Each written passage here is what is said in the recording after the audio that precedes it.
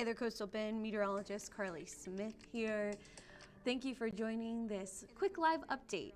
This is going to be a really quick one because we don't have a lot going on and heat is becoming the main talker for the upcoming week. Of course, one of the most positive things to kick off this June week, June 24th, by the way, is that there's no chance of tropical activity developing in the next 7 days. So the National Hurricane Center is not monitoring any of the tropical waves that are out in the Atlantic. Now, there are a couple, there are some areas of convection, but what's happening is we also have Saharan dust playing a role. So you see that plume of Saharan dust that has essentially come across the Saharan desert. What happens is it gets really hot, obviously, this time of year, and so the wind is just blowing that dust across the desert and into the Atlantic basin.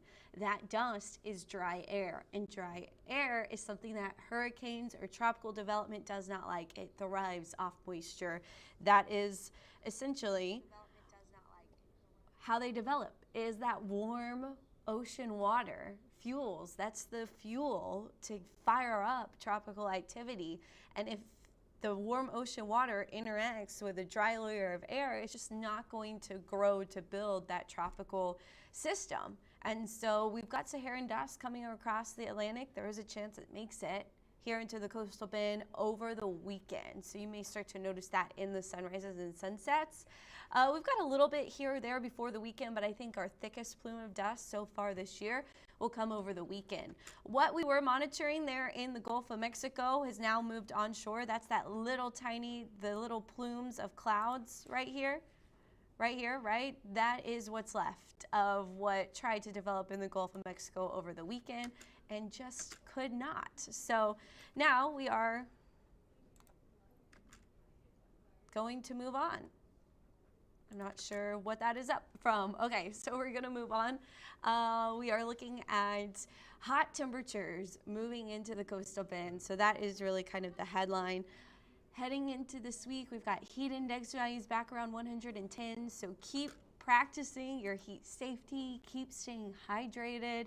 I hope everybody a lot of the water is going to keep returning back to the Gulf of Mexico today. So our rip current risk is going to stay elevated as all of that water is trying to move back offshore as well. So still some coastal flooding, minor coastal flooding, especially at high tide. We will be dealing with that. So high tide is right now or during the morning hours for the Gulf, then it goes to the Packery Channel this afternoon.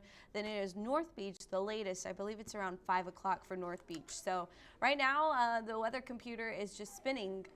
So it worked for a second, and now it's spinning. So we'll give it a rest, a break. But this is a great. Let me know in the comments how you feel about tropical activity not being expected at least over the next 7 days. Of course, regardless, this is still expected to be an active season, right? So we are still expecting a lot of tropical development throughout hurricane season, which does last through November. So that is what we are looking at. This is our tropical activity map. And so essentially the reason why we're limiting this tropical activity in the Gulf of Mexico and for Texas even has to do with high pressure building. So this high pressure is steering all the tropical moisture more so toward Mexico. Now, there is a plume of moisture that kind of tries to come up. We get a tropical wave, essentially, that develops off the Caribbean, over the Yucatan, and then into the Gulf this week also. We're not done with the Central American gyre. It's still creating some rain chances for the coastal bend. Those rain chances start to go up Thursday, Friday, Saturday, as we're kind of opened up to that moisture again as the area of high pressure weakens. So we get a weaker area of high pressure over Texas, and then it slides back off to the east a bit, but it strengthens. It grows. You do see several areas of rain around the high. So the center of the high is where we have the strongest sinking air. We also have a couple of cold fronts that try to move through over the weekend. They're going to stall, not make it through the coastal bend. Don't worry, we don't see any cool downs happening anytime soon. But what we do see is a chance for some rain, as there is still some tropical moisture that tries to come up around the edge of that high pressure. So we're not cut off to the tropical moisture, but we also are going to see some Saharan dust moving up at about that same time. So We've got Saharan dust, we've got a little bit of rain, but we've mostly got heat in this week's forecast. So looking at our rain coverage, this is what we are expecting, just a little rain. A little rain today, a little rain into the weekend, and Sunday kind of peaking our rain opportunity. So right now, here's a look at our radar imagery where we are looking at those rain showers. Don't forget to post your comments and questions in the comments for anything you would like me to highlight. We do have some updated lake levels. They haven't changed much. In fact, they did fall 0.1% since I last checked it on Friday, but we are holding pretty steady right around 26% for a combined lake level, which is better than falling. We do have spotty showers. That's going to continue, especially for Aransas County, San Patricio County, Refugio County. So watch out for any thunderstorm activity trying to show up across Copano Bay, Aransas Bay, San Antonio Bay, Matagorda Bay. That's where most of the rain will be, but we're also seeing some around Baffin Bay. And this is moisture that is associated with tropical moisture, but most of the thunderstorm activity will stay well to our south. So you see that here into Mexico. But we could see a few of these showers, have a couple of rumbles of thunder. That's really the greatest concern, is lightning with any of this action. Here's our cumulus cloud coverage field, but we're still going to expect more sunshine than clouds, especially this afternoon. So breaking it down on Futurecast, here's what you need to know as you go on throughout the rest of your day. Maybe if it loads, we got the spinning thing again. You don't see it, but I do. Of course, that's just how it goes. But yeah, cumulus clouds, lots of heat, calm conditions. Look how smooth that water is looking. So right now, here's the view of Futurecast inland. You start to see more of these storms trying to make it inland around noon and then into the 3 o'clock hour. A few thunderstorms may pop up, a brief heavy downpour, but nothing substantial.